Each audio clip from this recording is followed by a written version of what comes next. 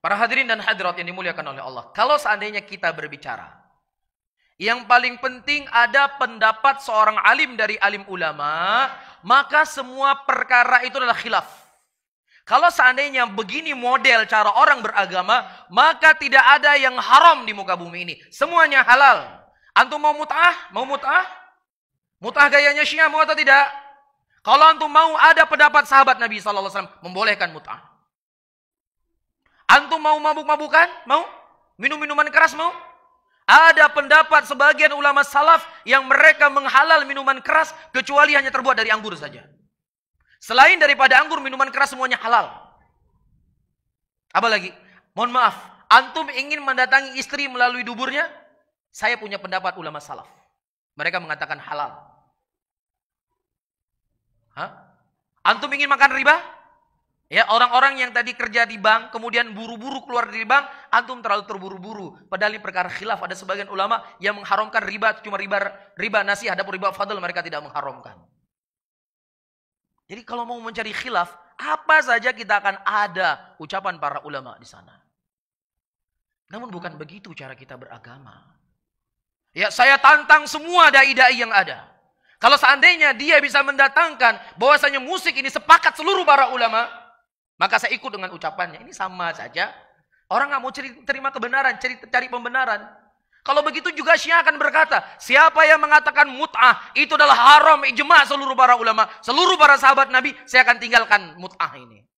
Kita nggak bisa menukilkan, karena ada khilaf para sahabat di sana. Bisa difahami?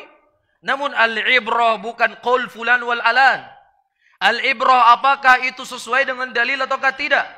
Allah mengajarkan kita dalam Al-Quranul Karim, innama kana qaulal mu'minin idza du'u ila Allahi war Rasul liyahkuma bainahum ay yaqulu sami'na wa ata'na. Hanya saja ucapan orang-orang beriman ketika mereka diseru kepada Allah dan mereka diseru kepada Rasul, apa yang diperselisihkan di antara mereka, maka mereka mengatakan kami mendengar apa yang datang dari Allah dan kami mendengar apa yang datang dari Rasul sallallahu alaihi wasallam. Mereka tidak mengatakan ini khilaf, ini ada pendapat fulan, ini ada pendapat allan. Bukan ini akhlaknya seorang mukminin. Allah Subhanahu wa taala sebutkan juga dalam Al-Qur'anul Karim. Nah, wa ma kana lil mu'minin wala mu'minatin idza qadallahu wa rasuluhu amra ay yakuna lahumul khiyaratu min amrihim. Tidak pantas bagi seorang mukminin, tidak pantas bagi mukminat ketika Allah dan Rasulnya telah menentukan suatu perkara, dia memilih perkara yang lainnya. Apa perkara yang lainnya? Khilaf ulama, ada pendapat fulan. Ini perkara yang lainnya. Makanya Abdullah ibnu Mas'ud, Abdullah ibnu Abbas, itu kalau menurut konsep yang kita sebutkan tadi, terlalu kaku dalam beragama. Coba ibnu Abbas kenal sama dai-dai hari ini, mungkin beliau nggak bersikap seperti itu, lebih bijak sikapnya. Apa maksudnya?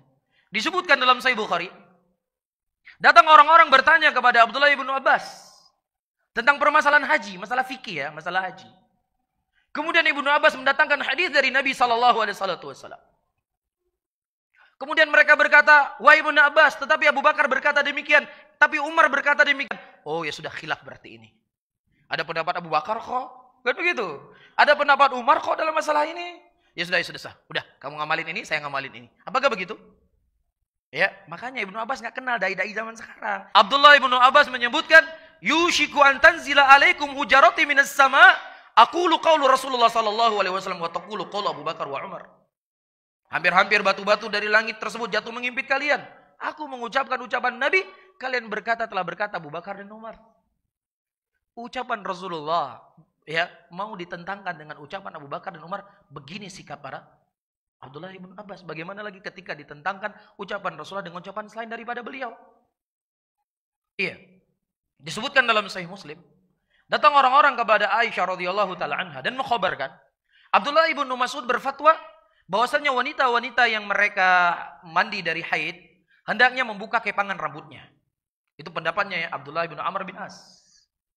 Fikih kan? Masalah fikih enggak? Masalah fikih. Kemudian didengar oleh Aisyah radhiyallahu taala anha. Bagaimana sikap Aisyah? Sampaikan kepada Abdullah bin Amr bin As. Dulu saya mandi dari haid dan Nabi SAW masih hidup. Beliau tidak memerintahkan saya untuk membuka kepangan rambut saya. Kenapa kamu tidak langsung mengatakan kepada Abdullah bin Amr bin As, dia untuk sekalian berfatwa agar wanita mencukur rambutnya sampai gundul ketika dia mandi haid? Ini sikap ta'zim li hadithi Rasulullah sallallahu alaihi wasallam. Oleh karena itu kata Imam Syafi'i rahimahullah, ya tidak halal bagi seseorang ketika setelah jelas hadis yang datang dari Nabi Muhammad sallallahu alaihi wasallam kemudian dia memilih petunjuk yang lainnya.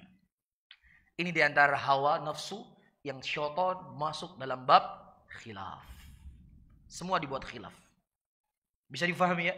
Sementara hadis masalah musik, hadis yang begitu jelas, yang begitu gamblang, ayyuhal hadirun wal hadirat ini dimuliakan oleh Allah, ya dari sisi sanad dan juga dari sisi matan, ya Ibnu Hazm rahimahullah jelas di sini beliau keliru, dan yang mengatakan beliau keliru bukan saya, karena saya seorang penuntut ilmu, tidak akan mungkin mengkelirukan seorang sekaliber Ibnu Hazm rahimahullah, tetapi ucapan beliau telah dikritik oleh banyak para ulama hadis. Ya telah dikritik oleh banyak para ulama hadis, karena di antara alasan Ibnu Hazm mendhaifkan hadis tentang haramnya alat musik yang ada di Sahih Bukhari, karena di sana para rawi yang meriwayatkan dari sahabat Nabi, dia ragu sahabatnya fulan ataukah fulan.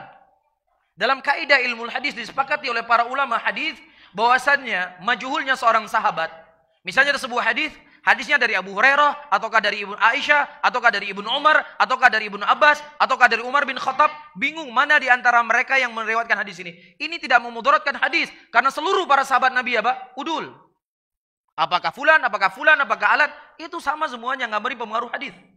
Dan Ibnu Hazm mendhaifkan hadis karena alasan ini. Bisa difahami ya? Ini pembahasan ilmu hadis. Al-muhim, saya ingin mengisyaratkan para ulama telah banyak membantah ya ucapan Ibnu Hazm ketika mendhaifkan hadis ini. Nah, kalau seandainya hadis ini dhaif, tentang alat musik itu bukan hanya hadis ini saja. Silahkan baca tafsir ayat-ayat Al-Quran. Ya, wa antum samidun.